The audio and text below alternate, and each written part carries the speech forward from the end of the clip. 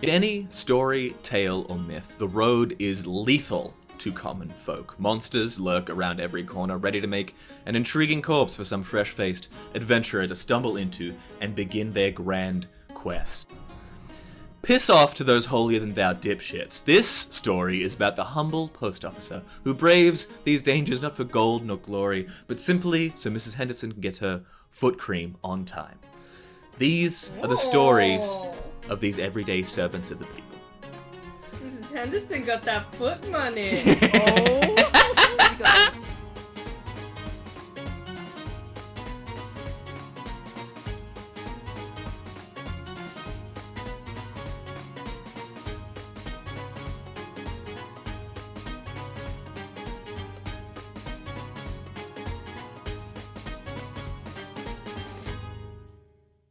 Our story begins a few hours after its beginning, in high noon. A rocky outcrop at the foothills of Mount Celeborn, the volcanic rock of the mountain like black glass underfoot, being heroically swallowed by the encroaching forest surrounding it. A group of scrappy upstarts mills about, hesitantly waiting. Standing apart, looking over these gaggle of scrap, is a demure, well-kept, silver-haired gnome with the long-suffering expression of a public servant. Postmaster Fable of the administrative branch of the Postal Service, affectionately named the Clockworkers, wears his finely tailored and well-pressed uniform with pride. He clears his throat to hush the crowd, checks his pocket watch discreetly, rolls his eyes. There is tension. We are waiting for someone. And she... Yeah. No, I'm just kidding. And she arrives in style. A crack in the stone fissures between the prospective new posties and forms a geyser blasting right next to the old gnomish man. When it fades, it leaves a woman in her 50s in its place. She has the wiry leanness of someone altogether too stubborn to die. Despite just emerging from the earth, she holds a half-lit, hand-rolled cigarette. Sounds like my grandmother. All right. My name is Postmaster Fletcher, and you can call me Postmaster Fletcher. Crash! The sound of splintering wood. What in the hells? You see, she was interrupted from a well-practiced speech she was just about to launch into by the sound of crashing in the distance. And then we hear... on top of that, the yelling, screaming, and swearing of exactly one satyr, one centaur, a drow, and a Goliath. Can I get some yells and screams from the peanut gallery? How about an exasperated sigh of... Discord cut you off, so you just were making faces.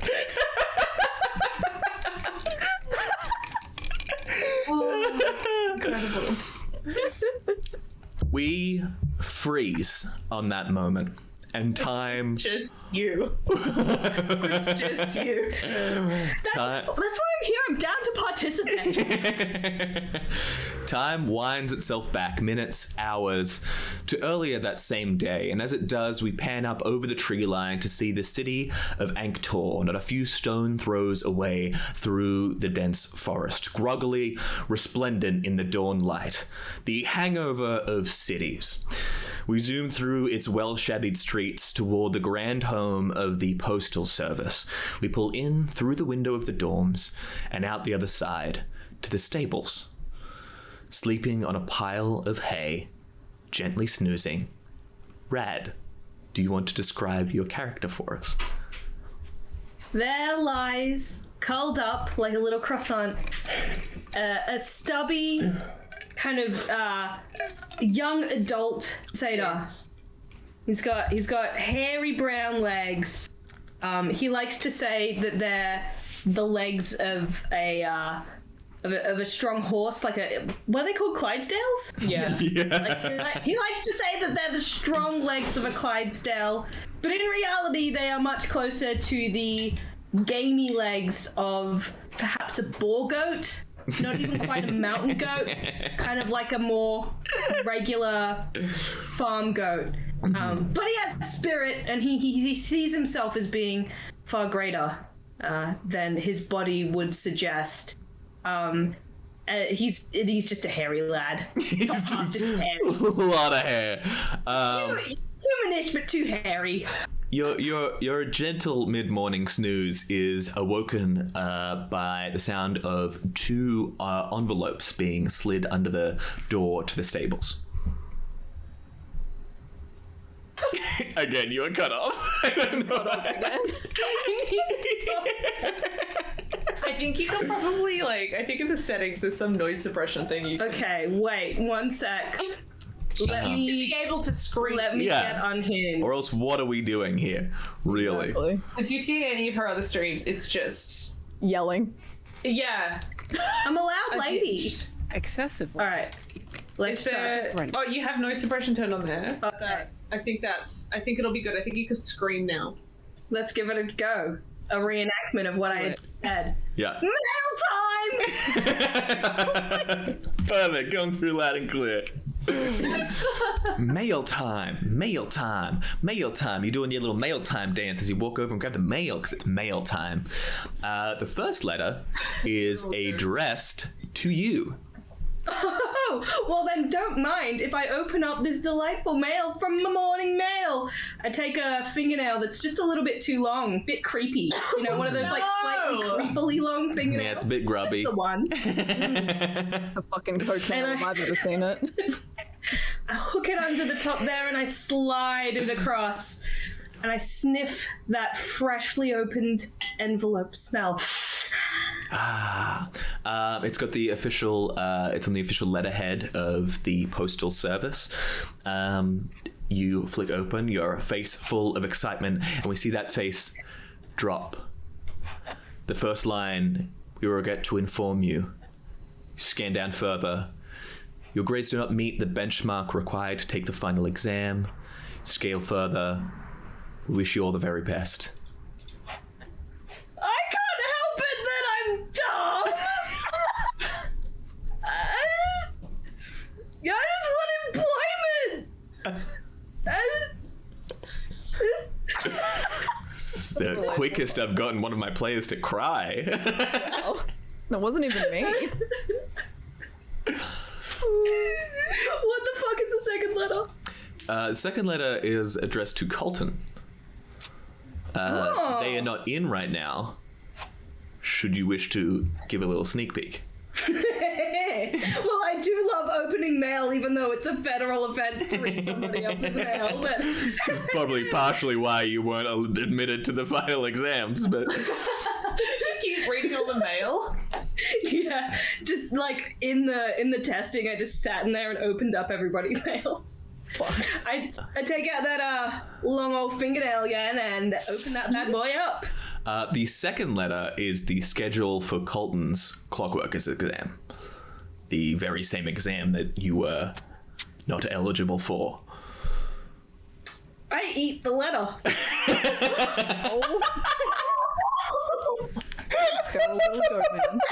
There goes your plan. Amazing. Incredible. That's gonna be nice. As you scrunch out the letter, stuff it into your mouth, who else but Colton comes through the doors, holding a tray with breakfast on it for the both of you, because Colton's nice like that.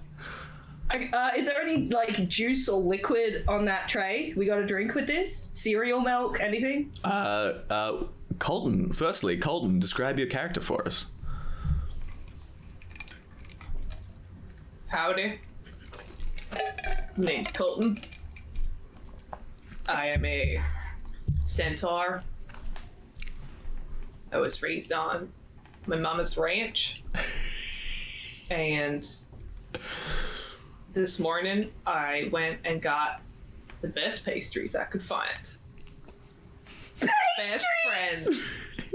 Because I know he would never do anything. Put me down. Or to harm my chances. 100%. Of course. You've been studying together with Sakwad. You've been hanging with him all semester. Of course he wouldn't. Do you want to give a bit more of a physical description of what Colton looks like? Yeah. So Colton, I think, is about I'm gonna say 7.5 feet tall. So you use feet and not hands, like a horse uses hands. I don't have feet. I don't know what the 7.5 hooves tall. So I'd say I'd probably about, like, if you look at your any doorways in your house, Colton's about the height of a doorway. He's got some lovely kind of sandy brown hair. What are his legs like, specifically the back ones? Horsey. Oh. Ah, horsey. Okay. That tracks. Why? What? I've missed this bit. Are they like Clydesdale level? No. I found the horse and then I've forgotten its name. No, he's A one of the colt? alien.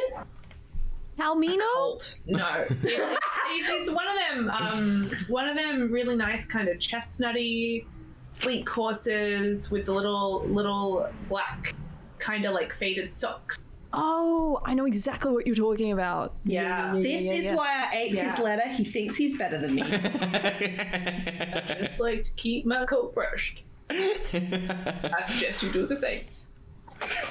So you enter with the a breakfast array, and you see Sakwad chewing on something. You got any juice? Why, yes, I have prepared you a selection of juices this morning. I grab the juice and pour it into my mouth to try and wet the paper because it's way too dry. I don't have that kind of saliva. Like eating a Weet-Bix. Yeah, I don't have the wetness in here to get that done. So I try to lick it down.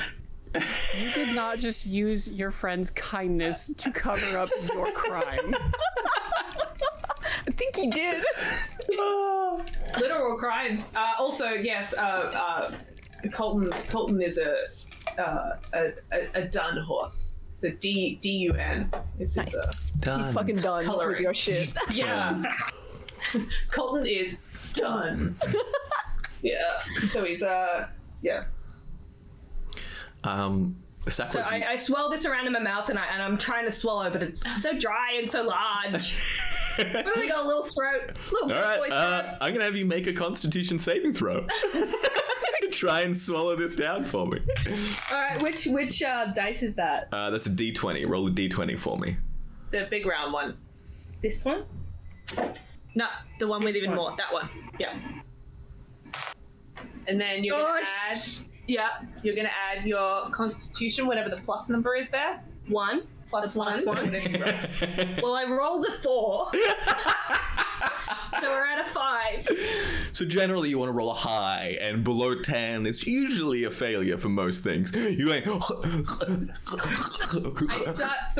I start stroking your throat like a cat when you get to swallow a pill. I don't think I made it. But between Colton's help, you managed to hawk up a loogie of wadded up paper. I pull out this Hits the wall. water paper. It's pretty soggy. Make an investigation check for me, Colton. See if you can read what's on the page. I would love to. Is it the color of the thing that was drunk? What do you eat there? I used to eat paper when I was a kid. It was good, you know? Toilet paper. Your mom doesn't I get do snacks. suggest to Colton that they shouldn't go over there. Your suggestion, I'm sure, is noted.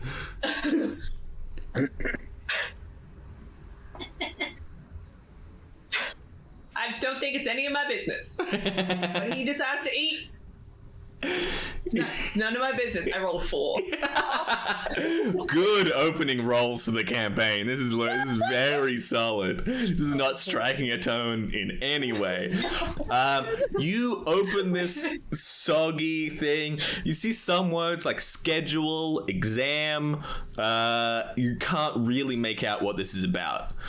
I think I just assumed that because Sakura was eating it, it was his mail. Because he wouldn't do anything like open anyone else's mail, because that's a federal offense. That is a federal offense. That's a federal offense. So, I think I see a couple of things and I'm like, nope. Sakura, do you continue? Are you going to continue? Feel free to. By the way, I'm loving this. Try it again. Are you try it again? Are you continuing this lie? I ask Colton, how you doing, Colton? How was your morning? You got up before I got up. Went and got some pastries, did you? I did. I went for a run. I saw we hadn't received any mail yet, and I've been waiting on my schedule for my exam. Oh, you scheduled for your exam? What makes you think that you are eligible? I've been doing very well this semester. I've been buckling down, and I've been trying very, very hard, so I think I have a good chance. Well, we all have buckles, Colton. Are you feeling okay this morning? Usually you're a little more, cheery. I hand Colton my letter of not accepted. Can I, before this, can I roll for insight? Yes. Roll for insight. So insight is a roll to determine how well you can read someone, whether they are holding something back, whether they are hiding something. I will not really hiding it. It's right there on the wall, actually. 17. 17. Sakura, he's definitely being snippy about something. Being withholding for sure. As you he gives over the letter, you scan through it, you see the same, that Sakura's grades so far do not meet the eligibility to take the final exam to become a fully fledged clockworker, the administrative branch of the postal service that you both have been studying for. Oh, partner. I am so sorry. But I do just have to ask, if this is your letter, what were you eating? What do you mean? Breakfast. You hadn't brought breakfast yet. I was having breakfast. Just wondering what that piece of paper was. Breakfast! Okay. I will leave it at that. I trust you. Really? Sure. No, I rolled another insight check.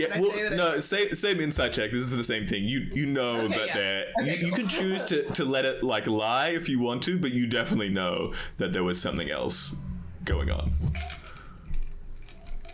I think that Sakura and I have been friends for long enough that I know that he's sometimes a bit prone to impulsive acts. Lashing out, and maybe. So I think I just say, I think if my mail doesn't turn up by the end of the day, which is surprising that it did not turn up with your mail, and I send a strong look.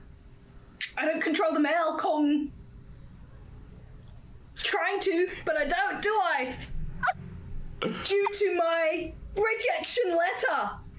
Yes, I think if my mail does not turn up by the end of the day, I will simply go and talk to the postmaster about the schedules. I'm sorry, what? Do that. And I set down the food and I set us up a nice little breakfast. Oh, cute! And I settle onto my hindquarters and bend over quite far and eat some And we sit, I think, in silence. it's an uncomfortable. I'm eating. It's not silent. Sakwad, as you're eating, you are driven. We see that, while Sakwad is volatile in many ways, we see the drive in his eyes. This rejection letter will not stop you from joining the post offices. I've been thinking about me. Yes. You know how I got that rejection letter that I just showed you just earlier? Yes. I'm thinking there's got to be,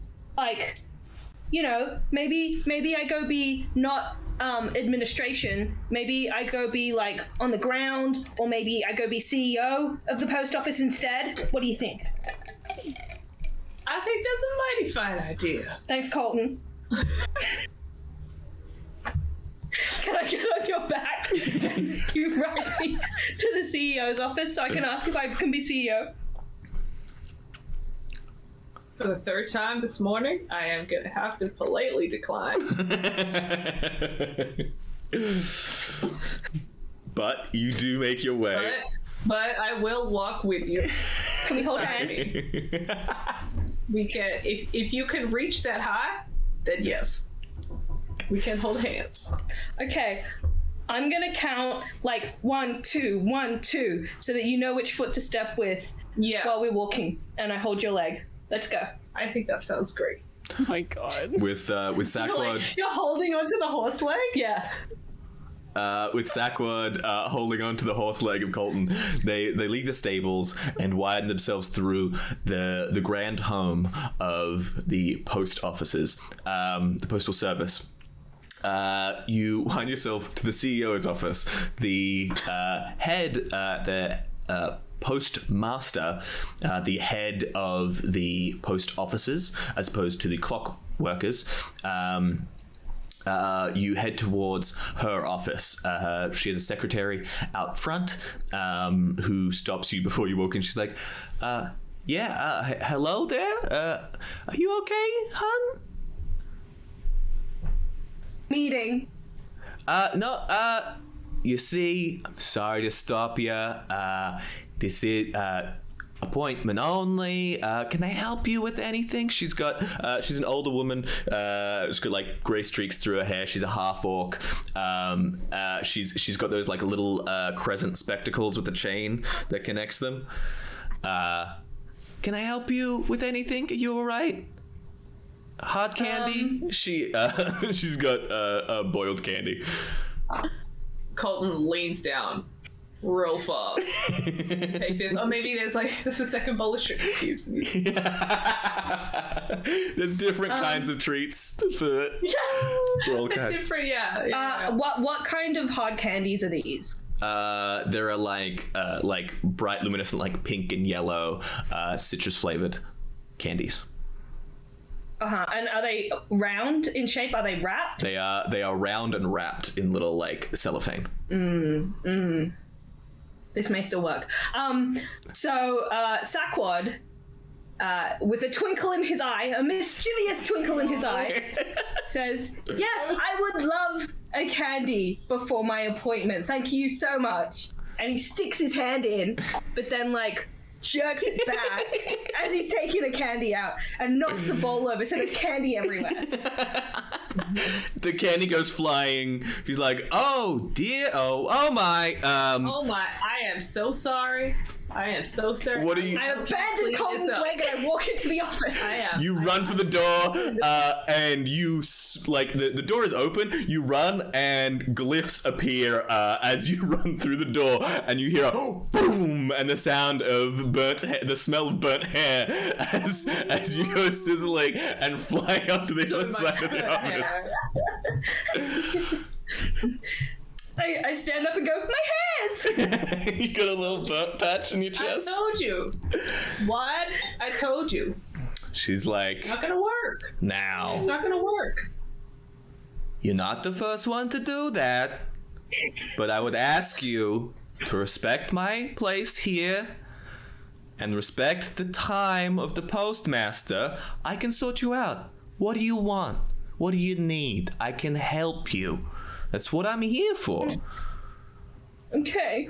I got a letter of rejection this morning. Oh, I was sweetheart. supposed to take the exam, but they said that my marks weren't high enough. So now Oh. I'm...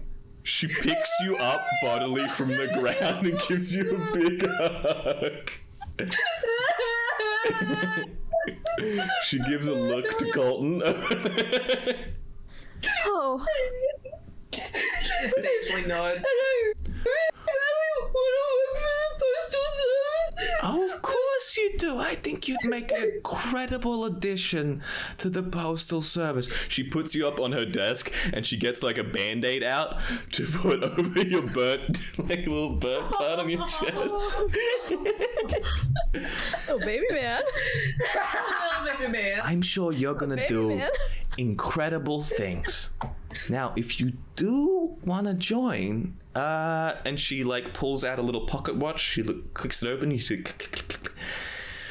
You don't have a lot of time, but they are doing the tests for the postal offices. Now, it's a very different kind of gig. It's more dangerous. I don't suggest it for everyone, but if you... Tough. I can deal with danger. You know, I do like the numbers, but I can do danger as well. Okay, well... Where's the test? So the post officials are happening at the foothills of Mount Celeborn. Now we got a what does he call it? He's making a new name for it. I'm sorry. The aerial tramway we've got is just newly installed. It will run you from Anktor, the city we're in, up to the foothills near where they're taking the tests. So, but you gotta hurry, doll. I grab Colton's leg, say, "Come on, Colton!" 1, 2, 1, 2. Colton, make a perception check for me, please, if you will. I'm finishing filling up the bowl. Yeah, you've been Picking them all up. Oh no. I've been like, I've had to like sit down because I'm too tall. Perception? Perception for me. Perception. Excellent. It's a 9. It's a 9. Yeah, you keep heading. You follow Sakwad as you head out. Oh, and we're holding hands, Dad. holding hand to leg. Yeah, as you trot out of the grand home of the postal service. We pan out over the city as you're leaving it, and zoom in through the winding streets to an inn. The half-giant inn is everything a good inn conjures in your mind's eye. When I say the word inn, words like half and oak barrel and ale smell. It's still early. The patrons haven't been dredged up yet. It's empty, but the sounds of metal on wood, the creak of leather echo. We draw through the inn to the open courtyard within to see a figure bearing down on an innocent training dummy. Rin, would you like to describe your character? Sure. She is a Goliath. She's short for a Goliath. She's 6'6", so much shorter than the average Goliath. She has pale, fair tinted skin with modeling that resembles like cracks in old stone going only down her left arm. She has very little features that resemble her kin, with a strong, lean build that lends itself to betray her Goliath heritage, more closely mimicking that of a human. The only telling signs that she is a Goliath are the bone platelets on her arm, the modeling, and her eyes. The modeling being kind of... Tattoos. Tattoos. We see you warming up for the day, practicing your forms. What does this look like for your character? I know it doesn't really fit the fantasy, but have you seen Ip Man? I have not seen Ip Man, actually. Okay, basically just whacking away at a dummy. Yeah. with just this sheer determination and focus, nothing can pull me out of this. Yeah. I am just wailing into this as almost if it's like a rhythm. Like I'm almost creating a song with my movement. Bang, bang, bang. And we hear this like regular staccato of sword strikes to wood. And as these are happening, we just like zoom in right on Darya's eyes as their eyebrows are... So their whole face is kind of set in a intense concentration, and we hear that staccato, that noise, bang, slang, bang, bang, as we cut flashes between strikes. We see flashes of an old halfling man on a bed. Ancient. These halflings are easily live several centuries old, but this one is lying in bed. They're reaching out towards Darya, and flashbacks, the sword striking the dummy, striking back and forth between this scene and the training. This old halfling man, a kind face, the words, "Do grand things, Darya, do grand things. Tell the story only you are able to." And we flash back as Darya is sweating and breathing heavily, overcome momentarily with the echoes of the past. I want to snap it in half. In the last strike, you pivot on your foot and bring your sword down powerfully and strike through the training dummy itself, and it lands in 2 pieces. Able to, echoing in your mind.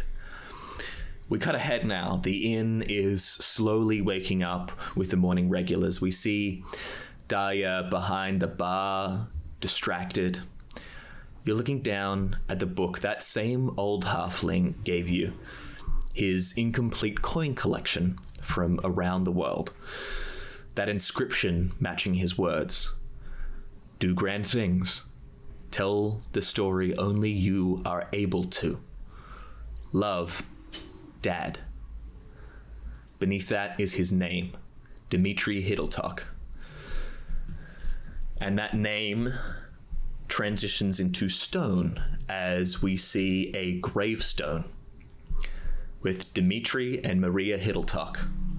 The inscription beneath it says, "Popped out to get bread and milk. Be good." Standing in front of the gravestone, Lev, do you want to describe your character? I have something written down. I might cry. So, Lavanda, known to most, or more accurately few, as Lev, is a male drow elf. Standing at just shy of 5'9", folks will comment that he's abnormally short for an elf. His skin is a dusky lavender color, and his hair is stark white, which he wears pulled back in a loose braid. Sitting atop his head is a 3-point hunter's hat, worn low over his face in an effort to obscure it. His features are pointed and slender, and a large, deep scar stretches from his brow to a low point on his cheek. His right eye is a deep crimson hue. His left, however, is a delicately crafted artificial eye. Upon closer inspection, the smooth glass lenses and minuscule moving gears contract and expand just like a natural iris constricting in the light. He's dressed plainly and practically, in neat, polished black leather armor, adorned with a long, slim, dark coat and high riding boots. A curved scimitar sits fastened on one hip, while a nasty set of brass knuckle stiletto daggers reside holstered on the other. Ooh.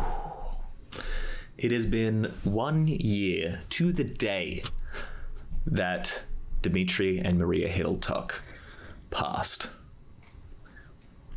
How does... Can I just say? Yeah.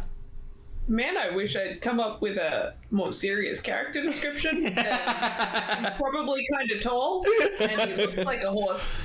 Look, it's important. Literally, when Zach was like, "Can you describe your character?" I was like, "I don't know, legs." Hairy. I was like, I don't know what it is.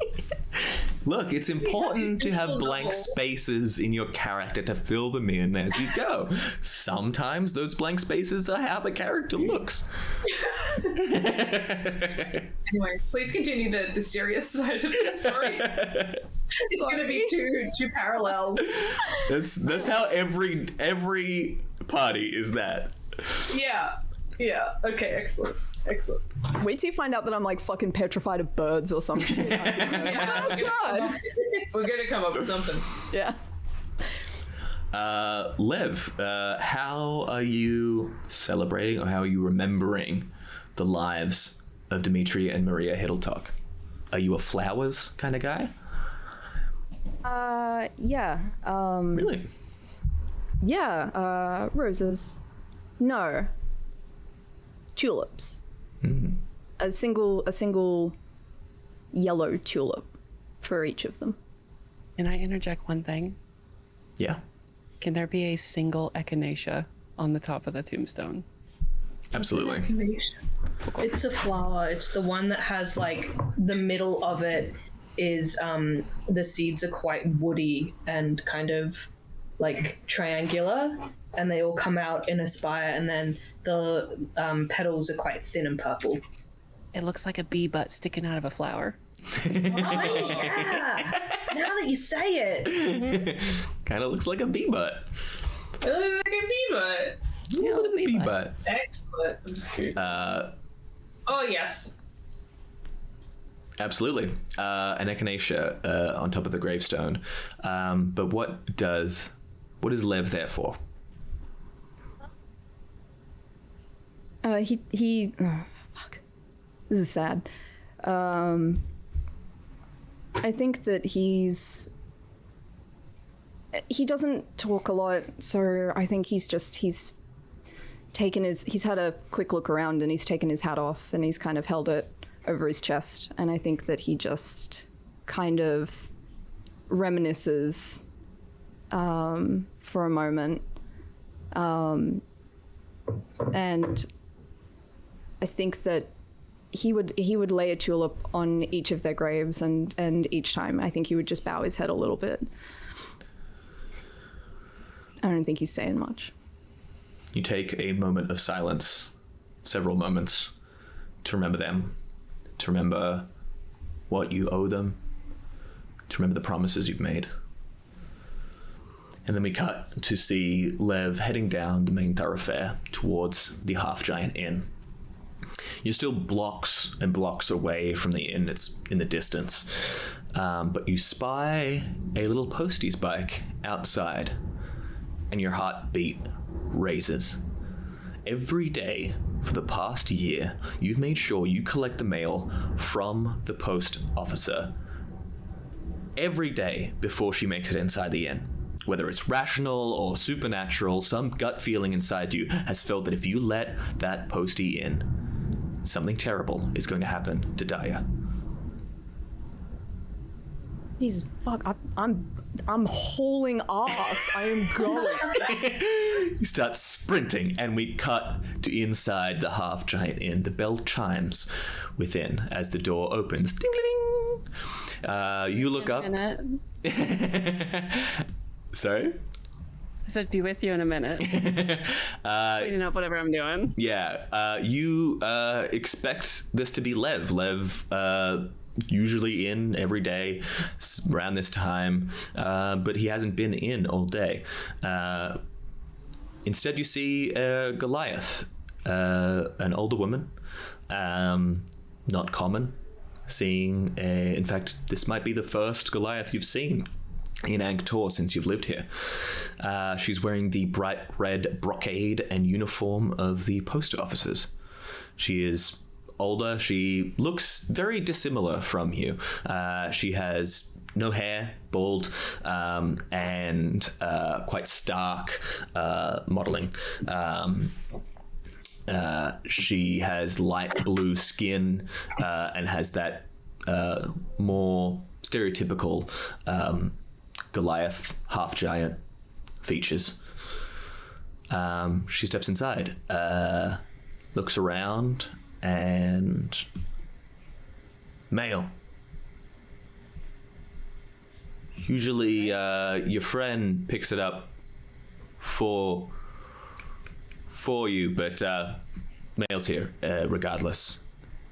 Okay. I take the mail. She lays it down. It's the usual stack. She's like, not common to see another Jotun in Angtor. You'd be the first. Yeah. Have you been here long? Yeah, I've been doing this route for about 6 months, a year. Okay. Is that a coin collection? Yeah. My dad, he gave it to me when he passed. Oh, I'm so sorry. So yeah, it's yeah. He died a year ago today, so That's. it's just yeah. Hey, she reaches in a pocket. She's like, I got something. Hang on. She fumbles around and pulls out a 5-sided coin. It's pretty thick, quite large. She places it down, slides it over. That is a Jotunheim doubloon.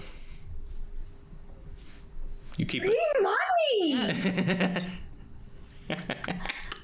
Immediately use it to buy I knew something. that money could have multiple sides, Yeah, especially with a coin. That's kind of cool. it is pretty cool. But hang on to it. Have you been up to the gate of Jotun? No, I've lived here my whole life. Oh. Well, I mean, if you ever get the opportunity, it's the gateway between the material realm and Jotunheim. If you've lived here your whole life, it'd be, probably good to. I don't want to speak for you, I'm sure you've got. This is the. I don't even what? Jotunheim, land of the giants, where our supposedly great ancestors from originally. Did you not? No. No. Well, This is the first.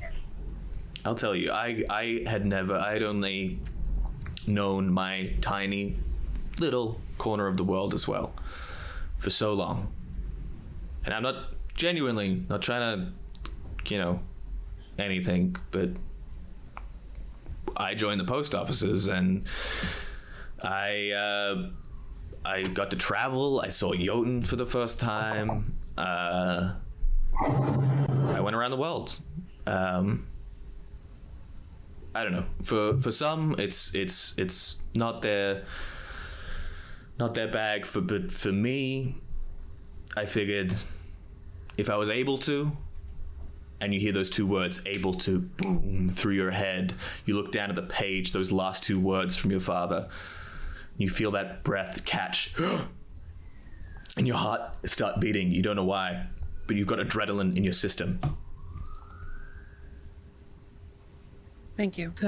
Was her heart not beating before? No, I'm dead. No, not anymore.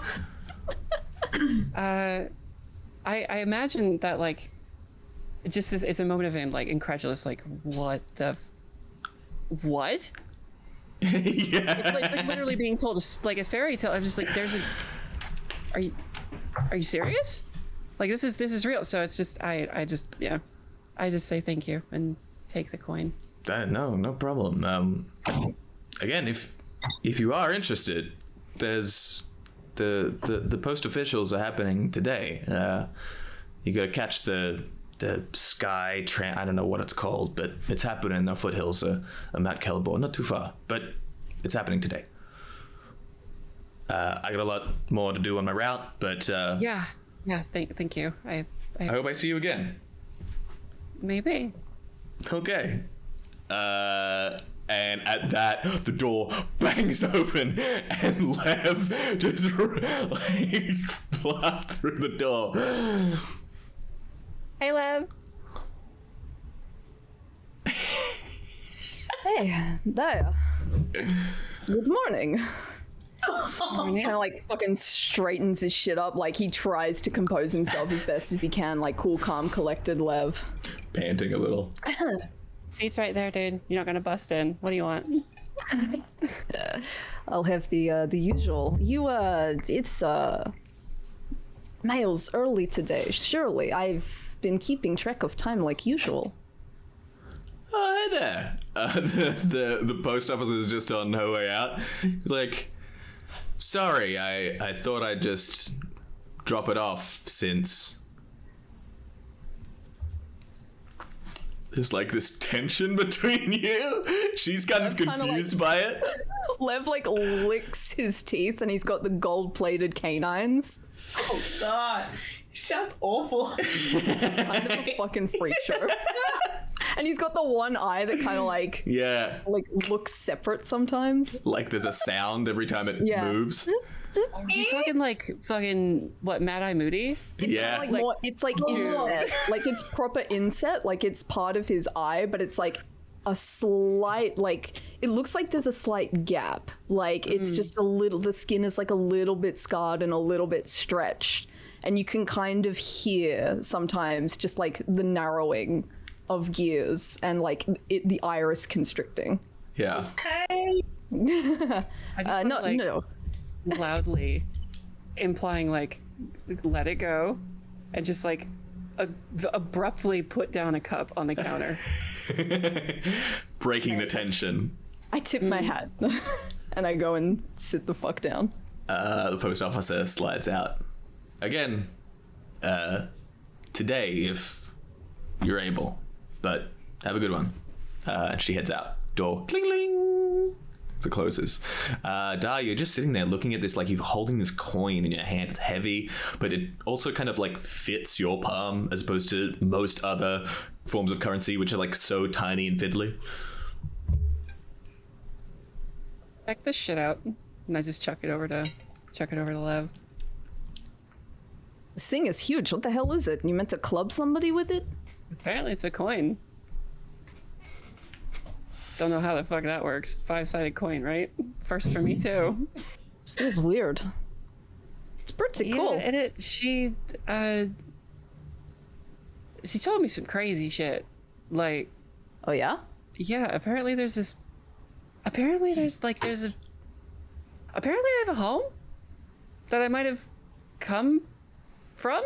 That sounds fake. Listen, You're all right, making things up. It sounded like a bullshit fairy tale, if I'm Right. being honest. Like, it just sounds Or you have a family and a place? Weird. right. You came from Cabbage Patch. I grew you in my garden.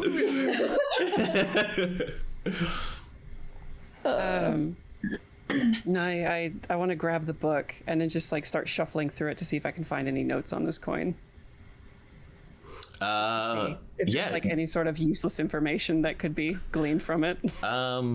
Make a history check for me with advantage because you have the book. Well, what type of die? I don't know. That's a D20.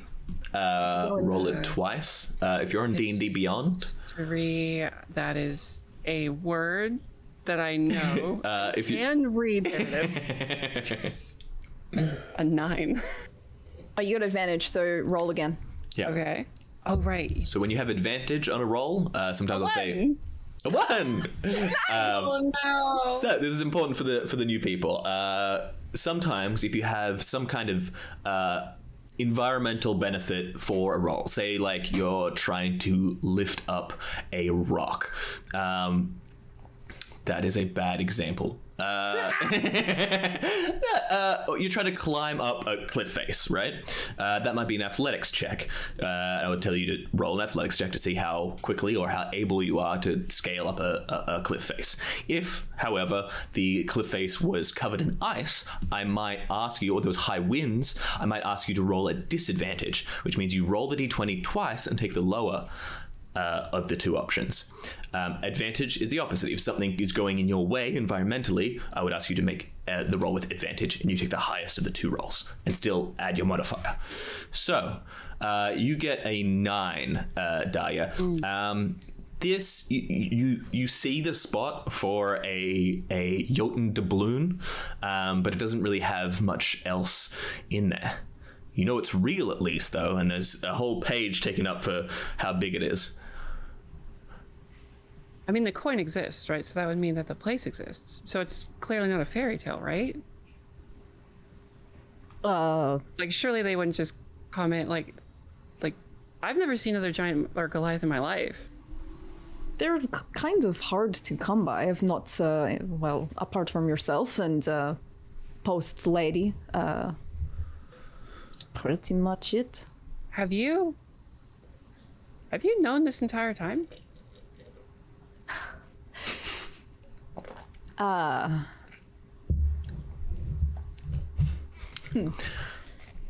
Lev, I will say, just they look significantly different. You could probably, if you wanted to, this is just information that the character would have. I'm not saying necessarily go with this, but if you wanted to, you could make the case that you didn't know they were both Goliaths.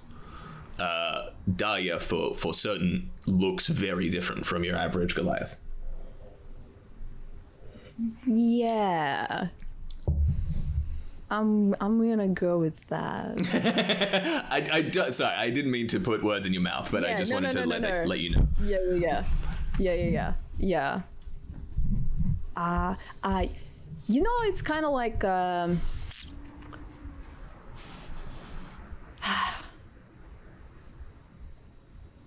don't know what to do. I thought it was gonna be another Goliath lady here. They threw you in the fuzzy deep end. Crossword for who your character is. You know, I had a feeling. I wasn't 100% sure.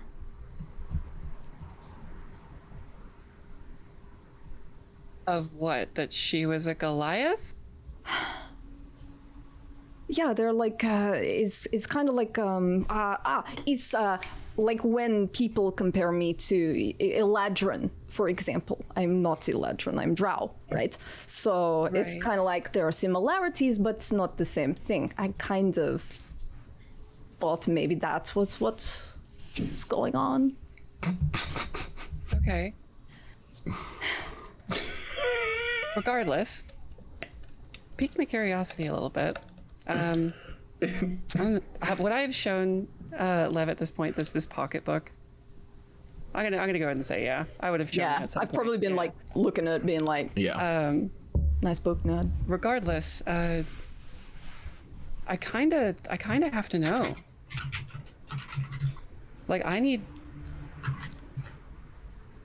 don't fucking have anything here. Dude, I've been wasting away in this inn. I broke my dummy this morning. I had to go buy a new. You broke another dummy? It's. Yeah. Yeah. I can procure you a new one. I mean, can you get the ones that have like the rotating parts on them too, so that like it's an actual spot? Doesn't Yeah, matter. no. I think right. Okay, yeah. I get you a new dummy, but hold up. What? Are you saying that you want to? And I heft the doubloon. You want to go to where this came from? Because is where you're from? Yeah. Potentially. Yeah, She mentioned I do. something on the way out about something Yeah. happening today. There's a test or something. I don't know, for like a post service.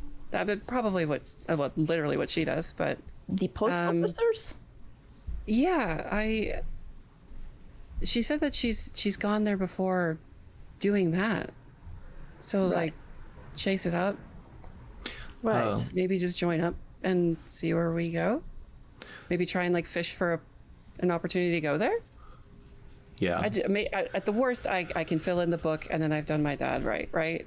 Like I can say I went and did something. Hey, look, I found wherever this shit came from. And both of you know, for instance, that the roads are more than ever quite dangerous.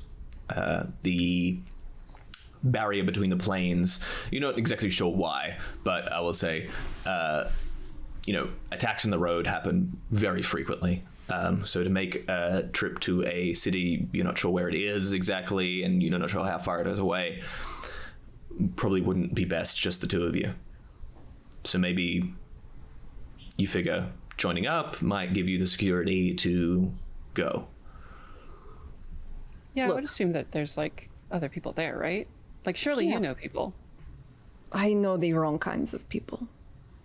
It's the post officers, probably slightly more on the up and up. Right. Things are dangerous out there, but if this Lev, is what you want Lev, to, right? I fought in pits for 15 years. I know you're tougher than I am, so much tougher than me. But I have to keep an eye on you. So come with. What's holding you here? Probably the wrong things. So leave them. It's harder than that. But Fair. I will go where you go. And I will have your back. And you will have my back and my front and all of me, because I am so frail. Like, shockingly so. Don't even. I'm a little old man. I cannot see in the sunlight. I am gray. Don't come at me with that. I think I'm full of shit. gray. Darya, I'll help get me. I the can't see. All right. We'll go check out your post offices. See where this leads us and you. I just want to grab the pocketbook, the coin, and then literally just leave. Yeah, you grab your stuff. Do you grab your sword?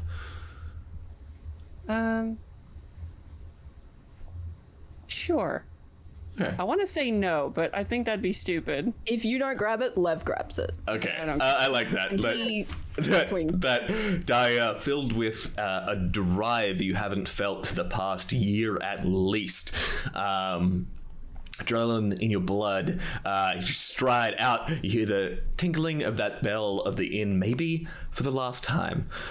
But you stride through the door, and then Lev later looks past, rolls his eyes, jumps over the bar, grabs the sword from her, and jumps back over and leaves with you. Good. We cut back to a waiting room. A waiting room. We pan over to the edges of Anktor. This massive, we see massive gears and machinery chunking its way around. Larger than the building it's housed in, and the front says there's a gnomish woman on a ladder changing the sign from what it was before to Sky Gondola. Out of this building on the edges of Anktor comes this massive cable. We see a procession of carriages attached by cable being suspended up in the air, traveling up through into the foothills of Mount Kelebor, which rises in the not too far distant. We zoom in through the window of this building into the waiting room, and we see Sakwad, we see Colton, and we see what are they doing? The dog's worried. It's just like that song, Cable Car. Everyone knows I'm in over my head over. My head, I've got you. There's a tiny gnomish guy kind of like slides out from under some gears. You say cable car? Cable car? That is great name. Eartha! You changed sign. She's like, what? You changed sign. Cable car. It's amazing. It's like carriage, but short car, and it's on cable car. But change sign. She's like, no! And then they start arguing in Undercommon. And I start yelling at her to change the sign. I start yelling, change the sign. He has good head on his shoulders. He's tiny, very hairy, good understanding of good names. I pat his back and I go, yeah!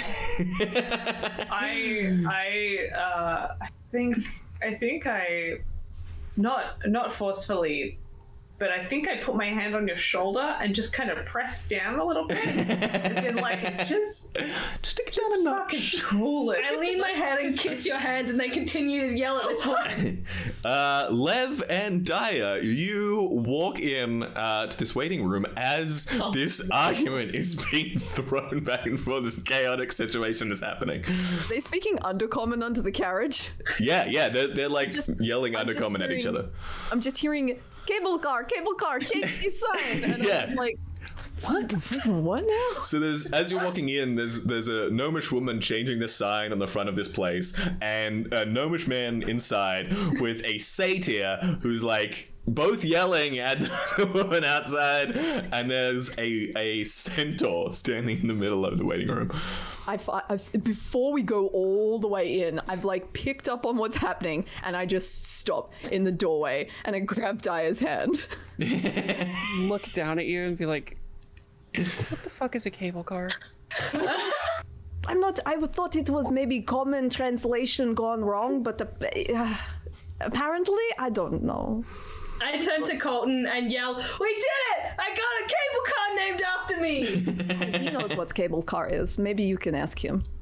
I think I hold Sakura just by the shoulders and just kind of pick him up and just kind of try and just move him out of the, like, whatever, there's some bubble that he's in that's giving him all this weird energy, and I just want to move him out of there. See if Yeah. I just Sakura kicks down his a little feet about and goes, put me down! You're ruining my glorious moment! yeah, it's like when you hold a dog above a pool and they paddle. Yes. I'm doing it. I'm cool. Yeah, I'm swimming. Yeah, and I just kind of like, I'm just gonna pick him up and just kind of like put him in like one of the chairs, waiting room chair, and just kind of yeah. Seeing all this, I'm just gonna go, yeah, no. And then sit down wherever, away. I think I produce a pastry. Try and Is it for me? Yeah. I hand over this croissant. A boon! I take the pastry and I start munching on it, and I see you guys sitting over elsewhere in the waiting room, and I turn to you and go, do you know they named this after me? Your name is Cable Car? No, I came up with cable car. Huh. Wait, Kate, that's the name of that song. The band goes, I didn't come up with that. That's where I didn't know that I didn't know that was a thing that all right. I'm very smart, actually. I just put it together myself. You know, I was actually going to be a part of the Postal Service Administration, but I decided that I didn't want to, and I decided that I'm going to go to be an officer instead, so we're heading over to the officers' test right now in the cable car. Looks over and says, So to get back at the Postal Service Administration, I regret joining the. All right. I regret to inform you, he did not pass. He Colton, shut up! marks were not actually good enough. We Colton! are Colton! on the way to. You're making me look silly in front of our new friend. Stop! I throw the pastry on the ground and I go over to the corner to sulk. I lean down and pick up the pastry. Wait, can I do a roll to see if I get mad or if I cry? Yeah, make me a wisdom saving throw for me. Wasn't it like 50-50? Yeah, do you want to do a 50-50 or do you want to have any kind of control over it? I don't know. What's better? I don't know. Don't Roll make for a decision. tantrum. Let's go. Go 50-50, just roll Yeah. a d20, Let's and if just it's do 10 or 50-50. lower, it's like something. Yeah. Okay. Yeah, it's 10 or lower is upset. 11 or higher is angry. angry. Whatever it is, straight It's a roll. 10. I'm a bit sad. You sad. almost keep it in. Yeah. Tanky.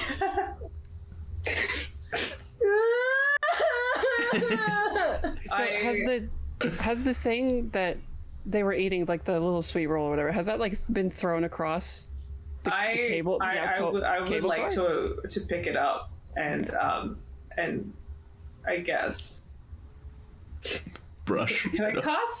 can I cast mending on this croissant? Mending. How would that work? Not mending, but if you have like, you know, you could cast it enough to. I wish I had. Create food and water. No, there's. Prestidigitation is more what you're looking that's after. the No, I was thinking of purify food and drink. Oh yeah. Oh, right. I think I just dust it off. Yeah. And I look across. And I see someone is a bit interested in the pastry. Oh, I was just gonna go over and give it to him and then console them like a child, because I think they're a child. Yeah. Yeah, I was thinking of trying to pick him up like I had seen the other lady do. Yeah. The kind of like, I don't know if I'm that strong though. Colton, No, maybe. the dogs actually thinks that she's crying. Oh, that is so cute. Give me mama kiss. That's so cute. Died. The end. It's okay. It's okay. We're not Good really dog. sad. It's okay. Not really sad. Good puppy. Puppy pop. Happy pop. Good boy. Oh, so good. Look, it's Bo too. Anybody who's still here from Rin stream, look, he's just like Bo. Look is at him. Bo. The puppy. I love the multiple angles. Oh, this is great. This is yeah. Double dog. Much more Oh, so many pats. So good. So many pats. Oh. Do you want to lay down? Lay Oh, down on your bed. Lay down. Ah, good dog. Boy. good puppy. So yeah, maybe Colton, you understand that maybe Darya, that Sakura is having a bit of a day, and so you let Darya, a new person, kind of bring the pastry over to Sakura. Yeah, I kind of just, I think we make some eye contact and I hand over the pastry This has To- been my first to experience Darya. with the satyr. Yes. Experience with the I centaur? am- Oh wait, no. I've come by for a beer before. Yeah, Yeah. You, I genuinely think that they're a child. This is so short. This is the hairiest fucking baby I've ever seen. I'm just gonna go straight up. I'm gonna dust off and be like, look, sometimes we don't get what we want, and that's just the way that it is. But throwing away a perfectly good gift from your friend, it's not very nice to them now, is it? Don't want to hurt your friend's feelings. He told everyone I didn't pass my test. Yeah, but you can always try again. No, I can't. You're not allowed. I'm not gonna get the grades I need to take the administration test. Okay, I can't read properly. we can help you with that. I know how to read very well. Can I have my pastry? Yes, you can. Sakura grabs the pastry and just suckles on it. Lev at this point kind of like leans over like around Darya, and he kind of looks at Sakura and is like, don't worry, friends, it could be worse. You could be dead in a ditch without a name and nobody to tell your story. so you cut out. I just want to turn and look at Lev and just like, dude, I don't think he's a child. I think this is a small he is. I tell your story, partner. Are you two together? I mean, I know. we came here together. Okay. I finish my pastry and I walk over to Colton and I say, Uppy! You little fucking monster. I am now thoroughly convinced through the rest of this experience that they are a child. Yeah. I think I just stare down. I think I'm just. Oh, fuck. When you don't pick me up, I look at the time to see when the cable car is coming. And well, not the time, like when the next car is coming into the bay. And one isn't coming along yet. No. It's not there immediately. Yeah. And so I walk around the back of Colton and start playing with his tail. And as you do, you hear, yes, another 5 minutes probably, then next the carriage ready to go. You have 4 passengers, yes? You all ride together? Oh. Yeah. Cable car friend. Okie dokie. That sounds lovely. Who have... Lem is just gonna kill everybody. And as you're talking, another group enters this now quickly becoming crowded waiting room. It is a minotaur, a rabbit folk, So many Small-sized. moves. A high elf, and a furbolg. What's a furball? The people with the flat noses that I told you about. Yeah. So cute. I love them. Oh my The high elf is a guy. He's got kind of like long wavy hair, piercing blue eyes. He's like, well, they are certainly letting in anybody try out for the post offices these days. It quite looks like. Great. Are you eating a floor pastry? No, I already finished my floor pastry. This is the second pastry that Colton packed for me. I silently open one of my saddlebags to show it full of pastries Oh my god. for my friend. god.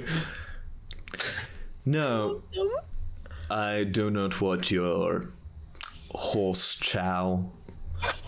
They weren't for you, they're for me. Oh no, I And was thank not you. offering. I was simply showing you the love for my friend. Oh, And no. yes, thank you for noticing I have very Clydesdale legs. They're not for really any consumption for people, surely. I want to immediately stand up and turn around and just like fully. I would like to walk towards this Eladrin, and then when I get to him, I would like to keep walking and just kind of try and push him out. As you walk up, the Minotaur stands and like walks up to you, like cow top half, very like built, human bottom half. Kind of like staunches up to you. Rin, as you stand up, the furball stands kind of opposite to you. I flank Darya immediately. Like I am behind, like I am stood next to her, and my hand is resting on the hilt of my scimitar. Well, I just Okay, all you know, the 4 of you staunching up to the 3 of them. Like, ooh, a little bit testy, are you? You're gonna have a bit of harder metal than that if you're gonna be a post officer. If Right, this testy. and You and he mean says, those things that you don't have. there's a ooh from the gnome.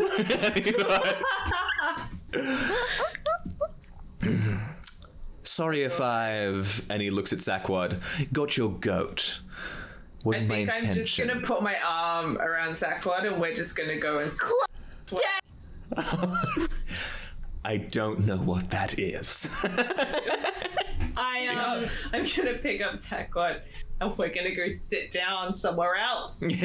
Backward. I go up to the gnome that owns the cable car situation, and what would be the process if I were to ask him to cut the cable after we get to the top so that the rest of them can't get up there? You want me to cut cable? This is my business. This is my livelihood. Absolutely, in no circumstance are you to cut cable. You understand me? No. Hey, Sakura, no. Little man, you are good naming convention. No, you look me in eye. You look me in eye. I want your solemn promise. You look me in eye. No, Sakura. you trusted me once before. Listen, hear me out. We make it look like an accident. Insurance will get you an even better cable. I have no insurance. You think this is insurance? You think crazy clockwork is... I am not good at this. I am good at clockwork. You see how well it runs? Yes? Well, You see, it won't be runs running smoothly. so well after that cable gets cut. I'll see you at the top, buddy. Yeah, and the next carriage comes, opens the doors, and you jump aboard. What are the rest of you doing?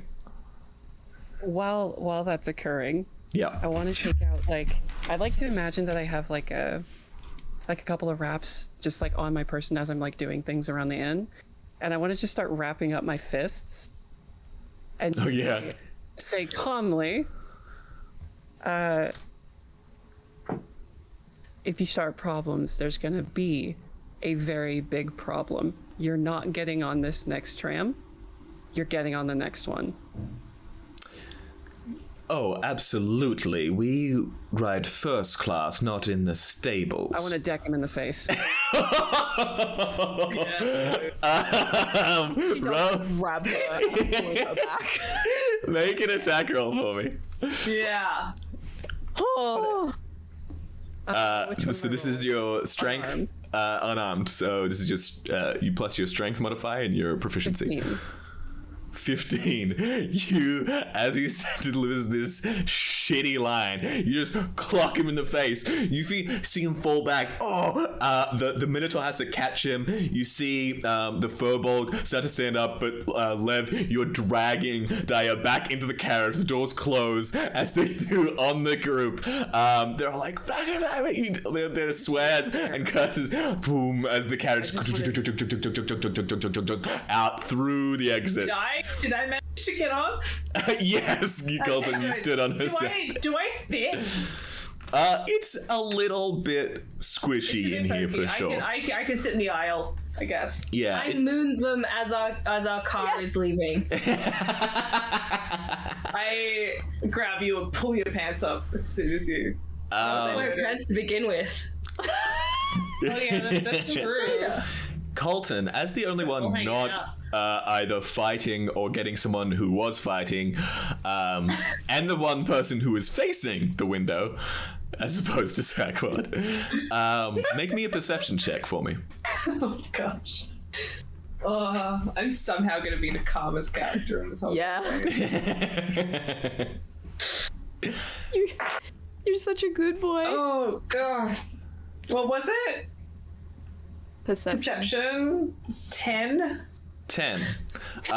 You see, as this carriage click, click, click, click, click, click, click, click, click, click, rides out, Sakura is mooning the group. You see the Eladrin kind of cursing.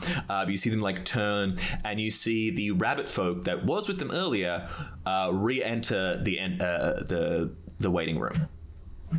And you see them all just looking up at the group. You see them turn back to the rabbit folk. There's some kind of look between them, and then they all look back up at you and wave. I think it's a cable. You don't believe so. You don't believe that, if they went and just took and axed the cable, then, they're still in the city, you know? But the carriage kind of shudders a little, swing back and forth gently as you make your way over top, out of the city walls of Anktor, over the encroaching forest, and toward Mount Celeborn. Mount Celeborn, make some, if anyone makes a history check to see what they know about the surrounding areas. I don't think it should be me because I don't think I'm very good at. Oh no! I was homeschooled, so I'm gonna do it. I'm gonna roll a history check. Are we all? So I roll the or just one d20. person? Oh, Everyone can roll.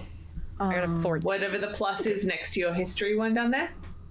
Oh, I'm not gonna get very far. I got a 5. Good I vibe. also got a 5. I'm checking Darya's hands, like I'm Okay. inspecting the wraps and I stuff. got a 10. So Darya, as the highest with a 14, so you're kind of like traveling over the forests. You significantly higher up than them. The cables are suspended by pylons driven in sequence through the forest as you're getting kind of closer towards the foothills of the mountains. You know that the Mount Celeborn used to be, is still, but hasn't been for a very long time, volcanic. It's fairly dormant. The top in some kind of battle that happened 100 years ago. Some people claim it was against the Tarrasque. The top of Mount Celeborn has been blown off. Otherwise, it's quite a unique looking mountain. It is covered in like obsidian, essentially, like molten glass over it, but black. It reflects, but darkly.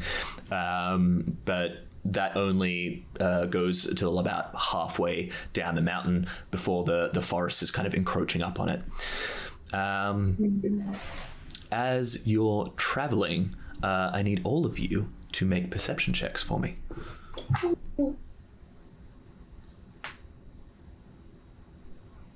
I got a 9. 13. Plus. No, I got a 10 minus 1. Okay.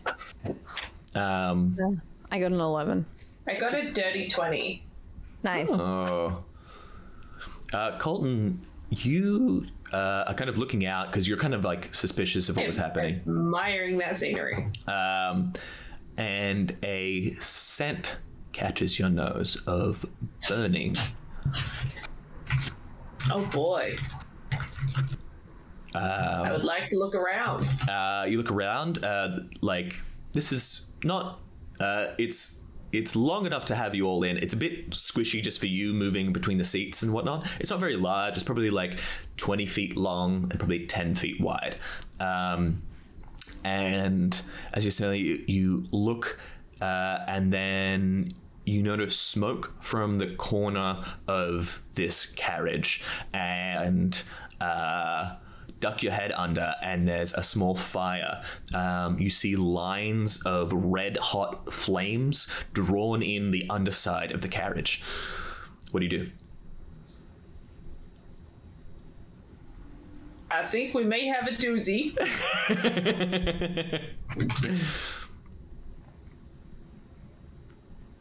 Ladies and gentlemen, I think we do have a situation. Oh, what kind of situation? There my is head out. there may be a small fire on our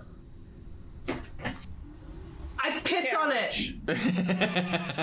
Let's go. Sackwood, leaping to the rescue, jump to the corner and start pissing away. Do you have little pants? Is that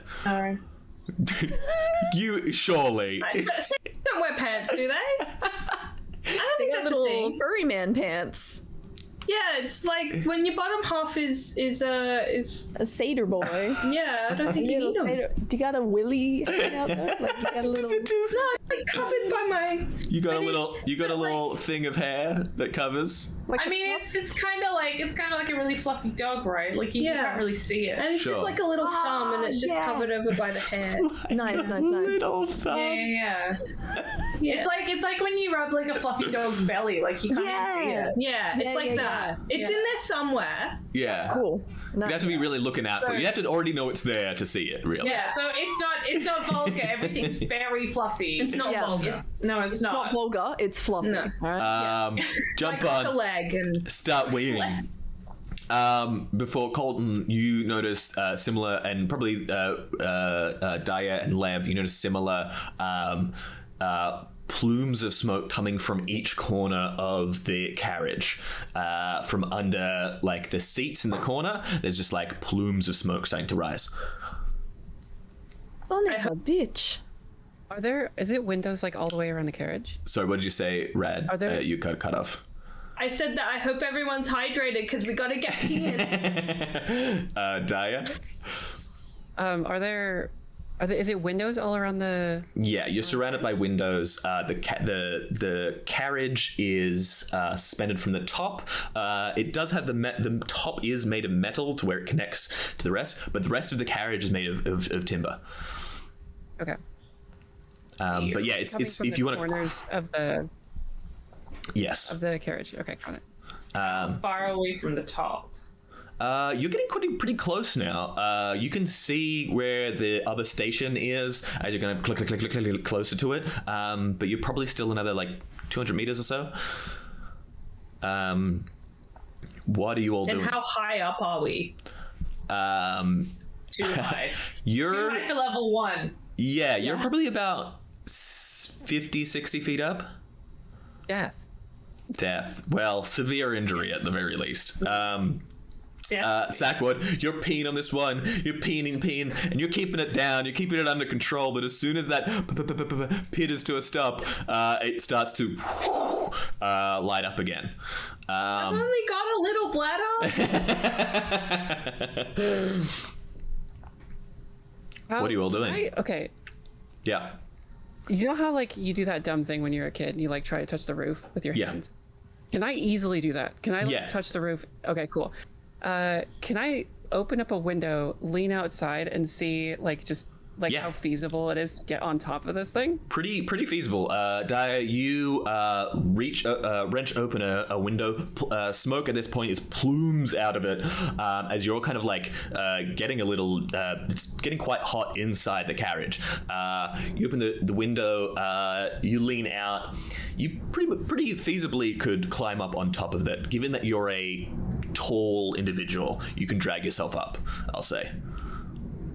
I look at Darya and I take out my 50 feet of rope, and I'm gonna create a slip knot, put it around her arm, around her hands. Like, if you can get on top of this thing, I can try and help the others get on top. Exactly my thought. I'm gonna get on top of the thing. You climb to the top. Make a well. You don't even have to make a check for this. As you get on top, another problem startles you. You're not an engineer, but you've been around devices such as this. Whatever's with the clamp that's holding on to the cable has been sabotaged. It looks like there's a clear line through it, and it is like rattling as it's holding on. But it doesn't look like it's gonna stay on for a huge amount of time. I leave these guys such a scathing Yelp review.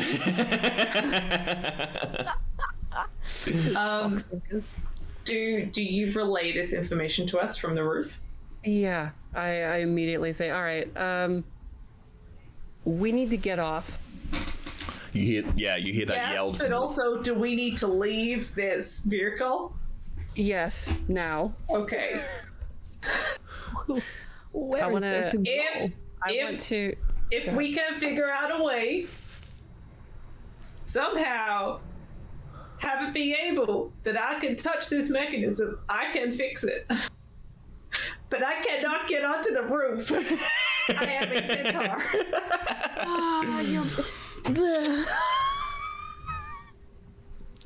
I can magically fix this piece of equipment, but I have to touch it. All right. I So- want to pieces of information. You've got Colton and Sakwad still down there. Sakwad, you're keeping the fire somewhat at bay with your prestigious bladder. But it's not, you're not, it's encroaching. Colton, you're down there, you're needing to get up to the top to try and cast, I would assume, mending on this device. There's the windows, which you don't think you could fit through, but there's also the doors, which are not locked, but kind of like there's a latch on the other side, on the outer side of them, which you probably could more easily fit through. The question of how you're going to climb onto the roof is another one. I want to yell to Lev. Yeah. Take the rope and tie it around the centaur, around the body of the centaur. I'm going to pull him up. Okay, we'll try to boost from the bottom. You pull from the top. Okay. Yep. I'm going to pull. Okay. I'm thinking maybe if I am quite tall. Yeah, I noticed. If we could maybe cut through the ceiling, I could maybe stick an arm up. we could. I could maybe get my front legs up, and then my human half. I could touch the mechanism. you could with a hole. If you cut a large enough hole, you could get up through the roof if you wanted to do that. Teenagers, I just wanted to stick an arm up and see if I could touch. Oh my god. We'll leverage you as high as we can, and then you can like touch the thing.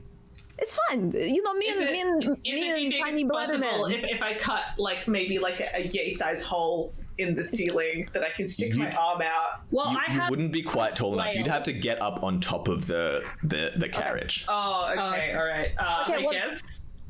With permission, I would like to take the end of this rope, loop it under you, and then help you up. And by me, I mean me and Small Bladder Man over there. He is going to help me. We're going to boost you, and my darling will lift from above. I am not very good with heights, but I will help with this plan because we are on fire. Yes. Would we like to open the door? Yeah, well, let's do that. I take out my scimitar and I fucking chop through the latch. Okay. Make an attack roll for me. I kick the door in. Okay. Scimitar, let's go. You fucker, that's a 10.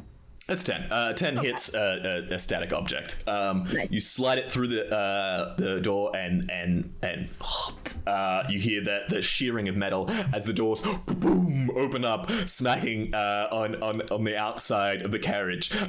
Colton, you edge clippity clop to the edge of the carriage as you can see the vast distance whoosh down to the top of the tree canopy. You're kind of holding on to the carriage. Do I need to make any checks? If you do have fear of heights, make a wisdom saving throw for me against fear. It's all right. I think we're pretty good with oh yeah, like yeah. I think I'm scared. Yeah. With my wisdom addition, I think I'm pretty good at talking myself down from things. That is gonna be a 23. Colton, you fucking legend! All right. I have a +5 to wisdom. Holy Hell shit. yeah. Let's go.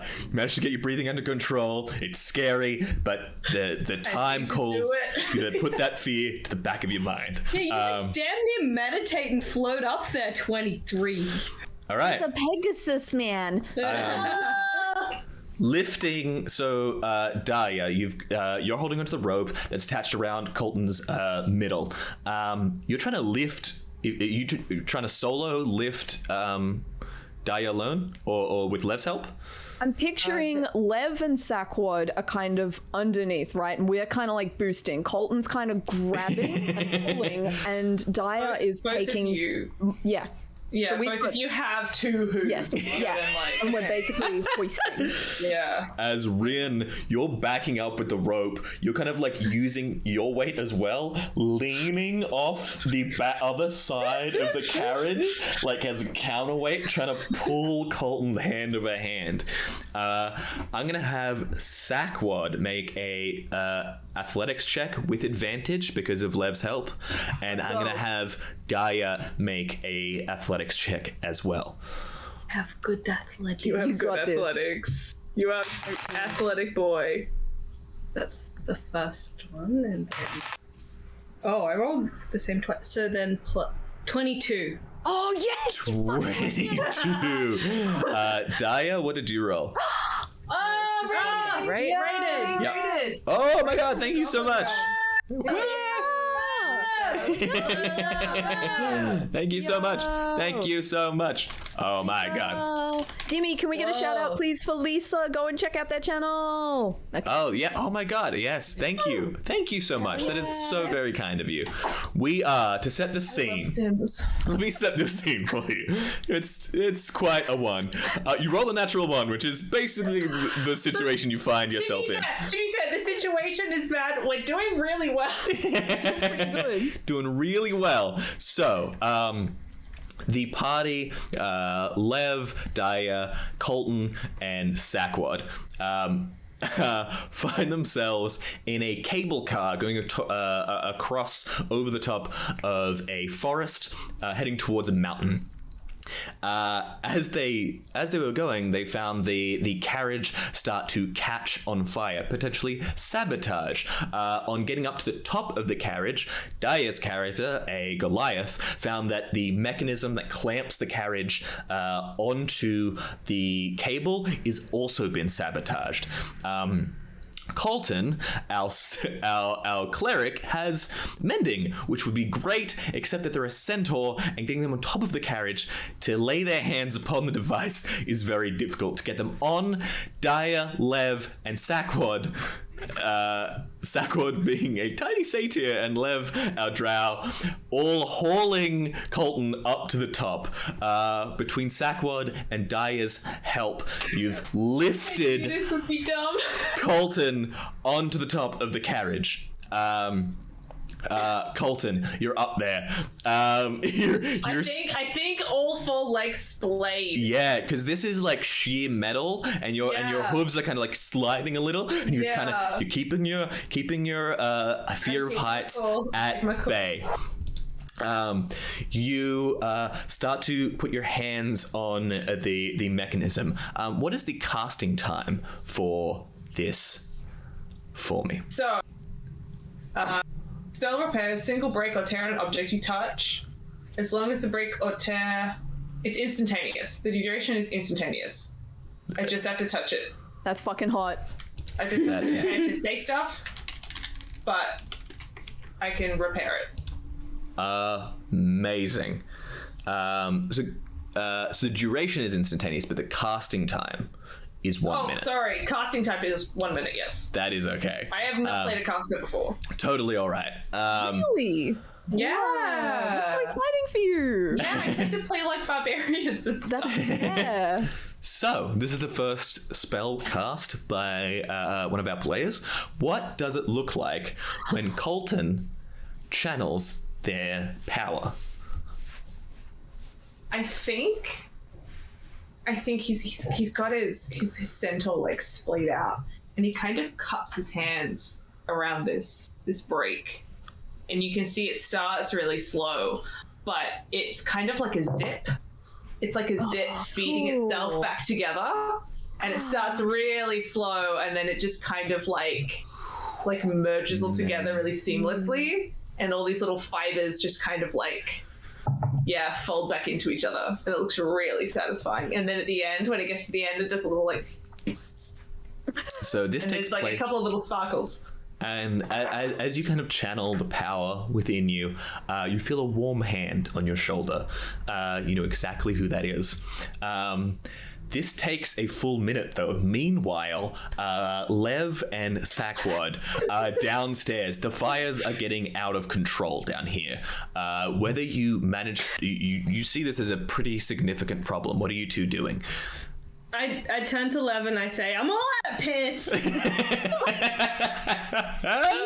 any? I kind of assess the situation and check. I don't think I have enough. Can I just like comically poke my head over the side and put my arm down? I'm just like, get up here. Oh, yeah. Okay. I kind of like I look at I look at the sack man.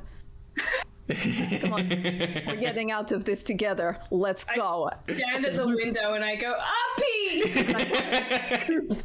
So, Lev, you grab on to Sakwad's arm. You reach the other arm to Darya. Darya, you have Lessa, and you haul all three of you up to the top of the roof. With all of you pulling at once, you can haul yourself up to the roof. Smoke is pluming out the sides of the carriage at this point. You're kind of up here. It's, again, are any of the other of you a little nervy around heights? Because this is, even if you're not, this is...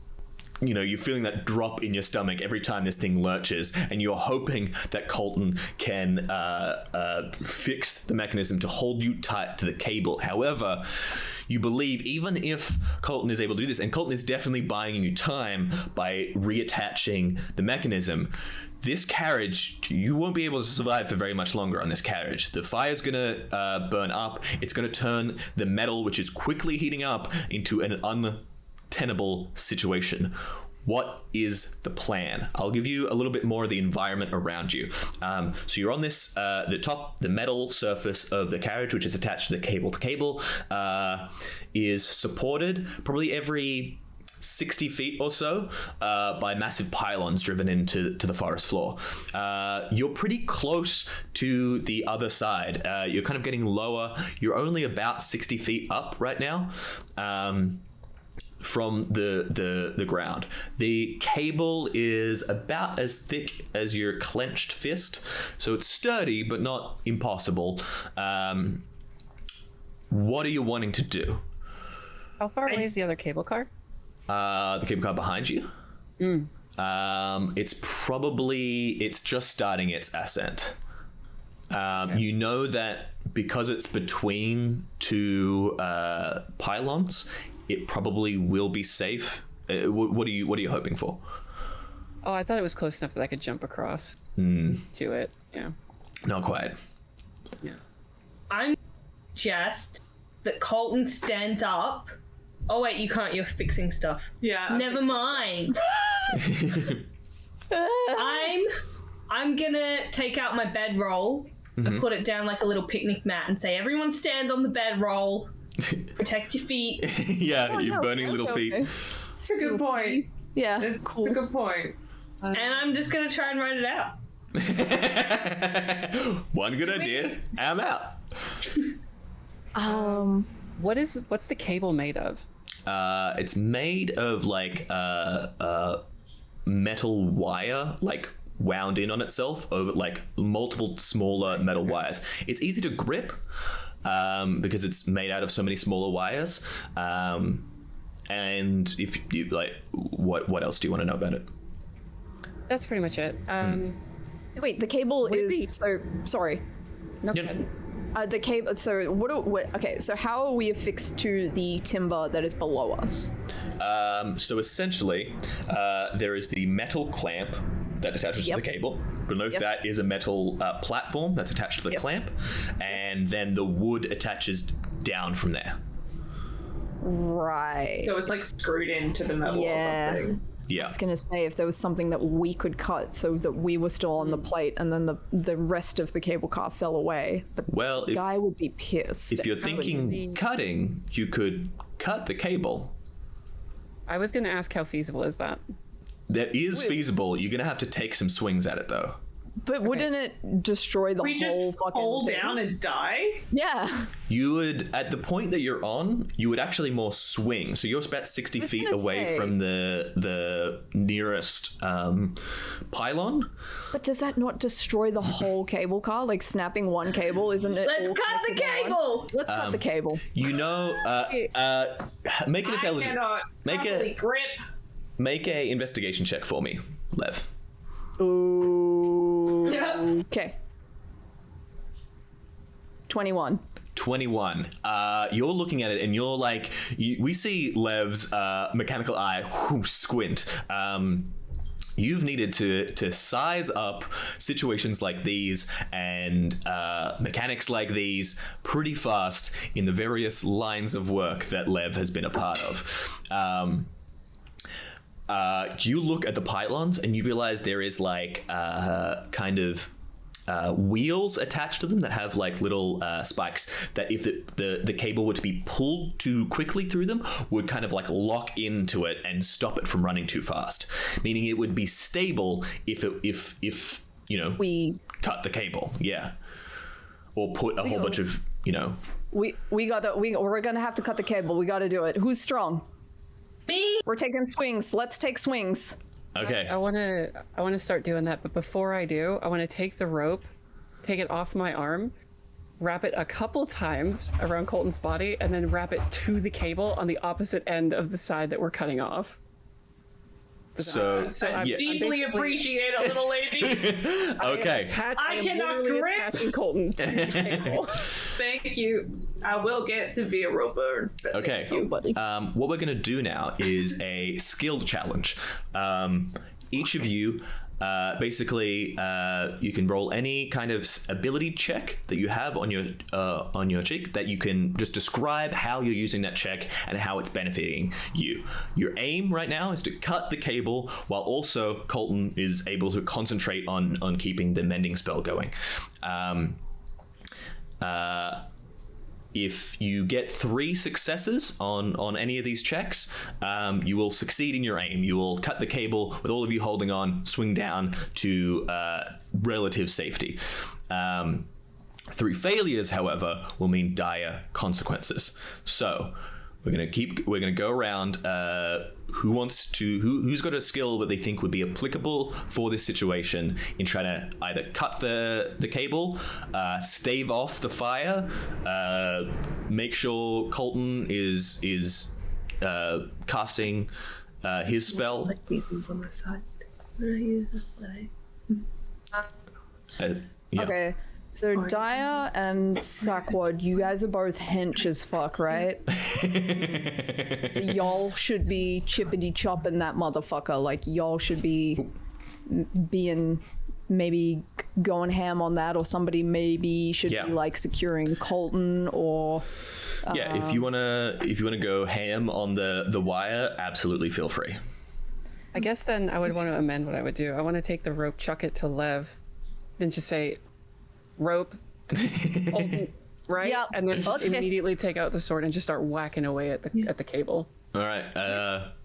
So I have assisted mildly. I'm not suggesting it becomes part of the check, but could my investigation check have been? I could have kind of like pointed out like a spot, like the best way to kind of have cut the wire. Yeah, not that it's necessarily the best spot, but like because they're kind of twisted wires on themselves, cutting at an angle like this to cut like through some of the weaker parts is probably your best bet. So you give the kind of heads up on that. Darya, you're taking a swing. Make an athletics check for me. And 10 is what you need to beat. Nice. Right on the button. 6 with a 4 modifier. I'm hitting my nails. I'm so nervous. You pull out your sword, kind of steady your feet, and overhand shot, bang! Several of the wires spring free. Who else is acting? I'm gonna do an athletics check as well. Okay. Is anyone tying before you cut the thing free? Is anyone else like doing anything to like any other thing first? to You're like, please don't kill yourself. Think about it. Think about it. Sakura's just running with the thing. Yeah. I can do Constitution to not throw up. This is important. Like, maybe Colton, make another. This is terrifying. This is No, terrifying. throw up on the fire. Yeah, make it Do I just. Use your wets. Constitution to not piss myself, but if I do piss myself, it could help. It could help. You mean you got piss in there and you didn't use it? After Darya strikes the wire, the whole carriage lurches, swaying unsteadily in the wind. Make a Constitution check. This is partially to kind of keep your fortitude, and partially you make Constitution checks to hold on to a spell that you're casting and concentrate on it. So, make a concentration check for me.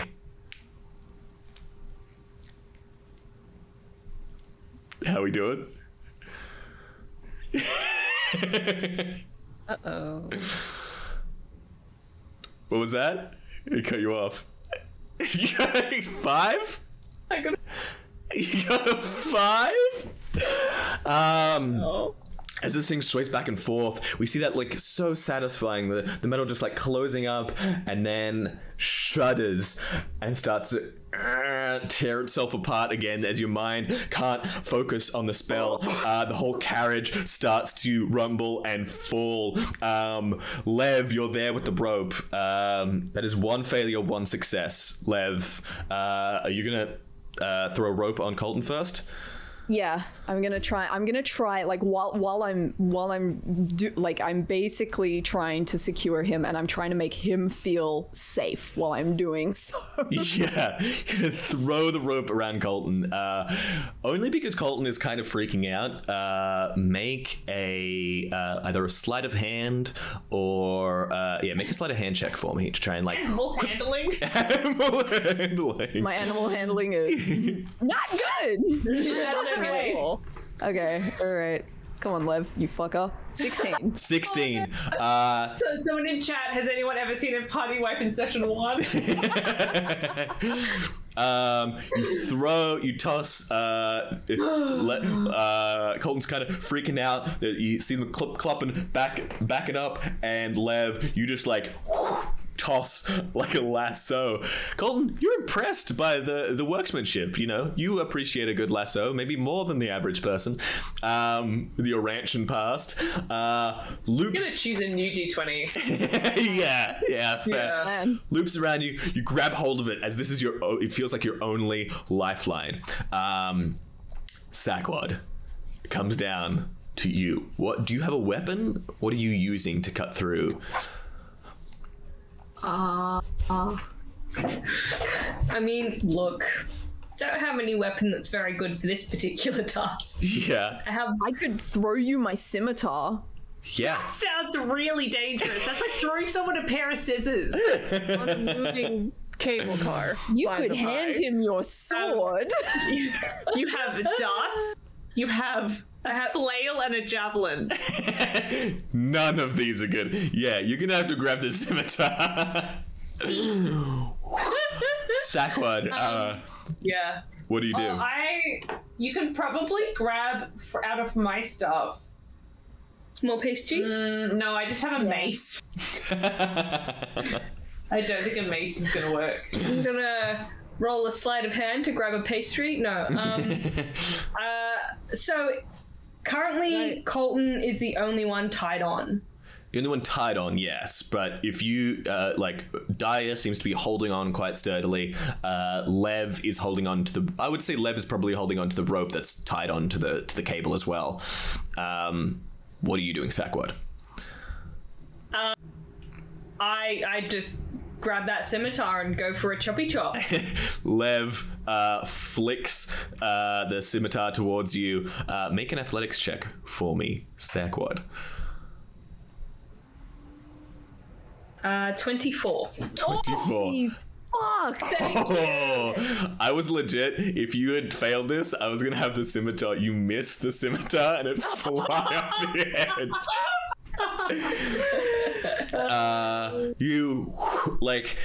Sakwad has been volatile in the best of situations. However, he comes through in the worst.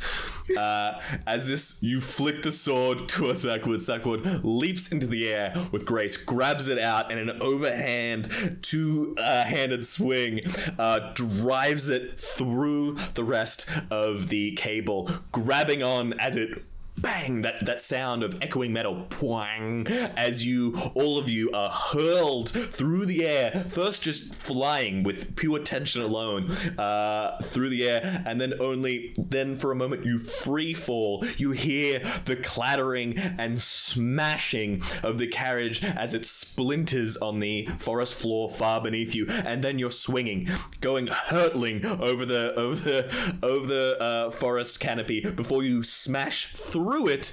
You hear branches breaking, snapping off your face in some aspects as you're all desperately holding on. And we cut back to where we started. The postmaster. What the fuck is that? As the screaming horde of our adventuring party comes hurtling through the forest, and we will end the session there. One last thing. I turn around and I yell down the valley to the gnome, "You should have got insurance!" Fuck! Holy shit, dude. Oh my word. Thank you all for joining. Thank you everyone for subscribing. That was insane. I don't even know what to say about that. That is very, very, very kind. Hope you all enjoyed. I wasn't I didn't get to the names of the 4 oppositions, but they will come back up. The Minotaur were all and the Eladrin, they're all named after people in chat, so we'll get to that next session. Oh. Yes. We definitely did not care for their name. We're gonna deck you and leave. And bounce. Yeah. I often will, name NPCs after love of rival party. Yeah, this is absolutely. I haven't done that before so clearly, I think, and have them, as like an actual part of the campaign. So I'm very excited for it. Thank you all for joining. Is just straight up already clocked a guy. Like he was sassy, and then she clocked him. And then I Tack really was like mooning them as well, and I'm like, holy fuck, we just went hell for leather, being like, yeah, we're enemies. That's it. This is how. I really loved how they mirrored our characters. I thought. Did you do that on the fly? No, I thought actually for a while, like it was Minotaur easy for the opposite to Colton, like bull upper half, like human lower half. It was made for it. It's very difficult to think of the opposite of a satyr. But rabbit folk is where rabbit because they're kind of like more animal up top. Oh, so. And furbolgs are giants. Furbolgs are giants. Furbolgs are giants. Ah. And then you got the bastard. It's like they're almost the same, but not quite. Like I am not Eladrin, for example. I actually changed them to an Eladrin. I originally had them as high elf, but I changed them to Eladrin after you said that. Yeah. I love that. That's so cool. D&D's so good. Learn their names on account of the fact that I literally cold clocked one for just being I think, we all just kind of like turned around and just left. We didn't give a shit. I think Colton tried. Colton was like, how's everyone doing? And then they were bitches, so it's like, no, certainly did. I think if you he'll give you the time of day, but if you lose his respect, you don't get it back. That is good. Saying, we just inadvertently stranded them. Yeah, fuck them. Oh, I was gonna cut the cable once we got to the top, by the way. I kind of suspected. I was like, he's still got my scimitar as well. That's what that +5 opponent is for. Cutting cables. I love how strong this party is because it meant that when I was making my character, I could have 8 strength. I have 8. I for once, because I'm very used to playing dumb, strong characters. which I still am playing, but he's also really, like, I'm not used to playing charismatic characters. So I have a really charismatic, wise, strong character. I'm just playing a himbo. It's really good. Like, I don't have to just be a piece of shit the whole time, which is kind of what you have to do if you're playing a barbarian. Yeah. I had a southern barbarian, like a half orc fighter barbarian who was southern. He was actually very smart and like a fucking unit, and it was very scary. Garrett was a very scary man, but he was very sweet. He loved his mama. He was like, my first barbarian character was just a bear. It couldn't speak common, communicated through interpretive dance, and he had like a plus 16 to hit or something. Oh god, terrifying. Oh, that's amazing. Terrifying. Did the folks who've never played D&D have fun? Yeah. Yeah, was that all right? Was that all good? Immeasurable.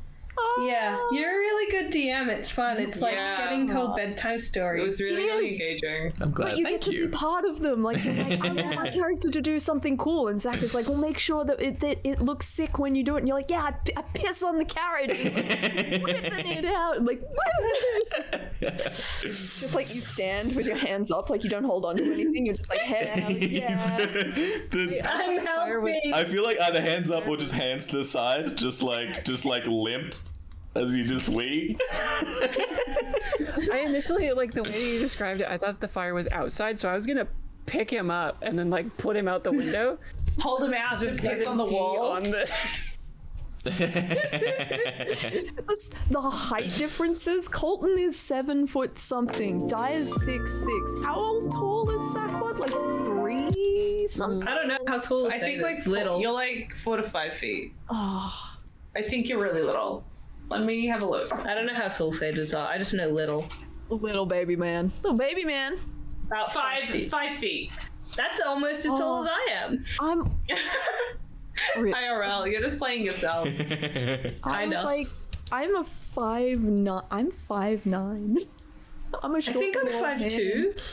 That's pretty. Oh my god, we are not that much smaller than each other. This is stressful. I like that my name says tall underdark, and I'm just like, I love it. This was so great. Yeah, I love it. I want to change those every few sessions to like the most ridiculous thing you said that session. Yes. Oh. Can you make mine Piss Boy? Go. You know, I can make yours Piss Boy right fucking now. Piss Boy, Piss Boy. There we go. That was a really fun first. I haven't ever played a campaign where the first session's first complication hasn't been like a fight. Yeah. Yeah. So this is really, really good. I was pretty happy with that, actually. I want a lot of these situations to be less just you need to fight and kill some people. And so I've used the skill challenge thing in the past. I'm not sure how well it works. I'm thinking of just like doing it a little bit more like freehand and just like going with it. But yeah, I'm glad you all had fun. Well, that is the point. It was a really good time. The point to have fun. I'm glad you all did. I love that it started with crack, and then it was like, you're standing at a grave. And, yeah. It's like, oh, shit. Yeah. Yeah, like we started with some bullshit. I love it. But that's the fun part of D&D. It's like, hey, I've made a really serious character, but then it's just like, yeah. It's like, you know, it's like 100% like party balance. Everyone talks about it in terms of like, oh, you could have a cleric or you don't. That's bullshit. Party balance is all about having serious characters and then like bullshit characters. Like, you need and that. You have to intertwine them. Yeah, absolutely. Like you need to have that balance. Absolutely. So I really love all the interplays. It's so good. It's so good already. It's such a vibe. Like so you guys all played so well and so fun, and everyone just like went with stuff. Oh, I love it. Thank you for giving me a centaur climbing challenge right off the bat. I chose centaur because I knew it would just fuck things up, and I knew it would be fun, and I knew it would be weird because they can't climb properly, and they have disadvantage to stealth checks on hard surfaces, and they can't fit into doorways. And I just wanted to have to work around that. 'cause I'm that's pretty fun. sure that's the I like only challenges in that. climbing-based challenge I've ever done as well. Yeah, well, that's perfectly fine, but I just feel like anytime we go into a door, I'm going to be like, okay, well, I'll just stay here then, I guess. Bye, you guys have Bye. fun in there.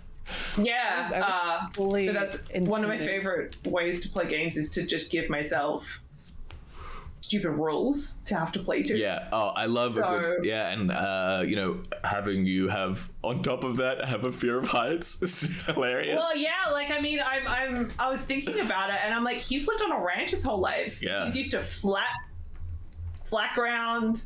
He's used to Right where you riding, can see it. right where you can see it, and he's always been the same distance from the ground his whole life. Like he Yeah. doesn't have stairs in his house; they're centaurs. It's true. He's never done any of that. He can walk up them, he can't go back down. It's a cow.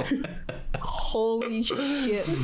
I don't know if it would have changed anything, but if you had failed that, I was fully intending on jumping off the side of the fucking car and then like going into the window just to get you up there. That's And sick. just like pendulum you into it.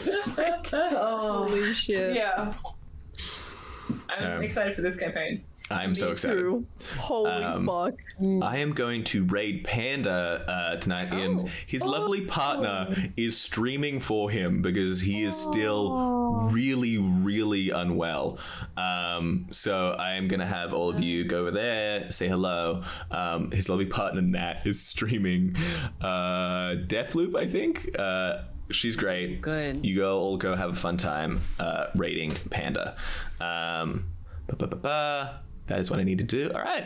Thank you so much for everyone watching. It's really appreciated. All the links of all the lovely people who just played with me and spent their time doing silly voices is in chat. Go follow all of them. They're all great people. Love you. Follow Bye. me for cool art. Yes. Oh, yeah. Taya's Twitter account is in there. Rad's Twitter account is in there, and Rin's and Lucky's. Please do go and follow them because they're wonderful. Thank you to all the mods. Thank you for everyone who followed. Thank you for everyone subbed and gifted subs. That is very, very kind. That's cool. 1000%. Yeah. All right, we'll catch you all later. Come on, everyone. We'll see you guys next time for Dungeons and Dragons on another Friday Bye. night, possibly in the future. Yes, this Keep will up be to date on socials. Fortnightly, probably. Yay. Love you. Bye. Love you. Bye. Bye. Bye. I'm gonna keep waiting.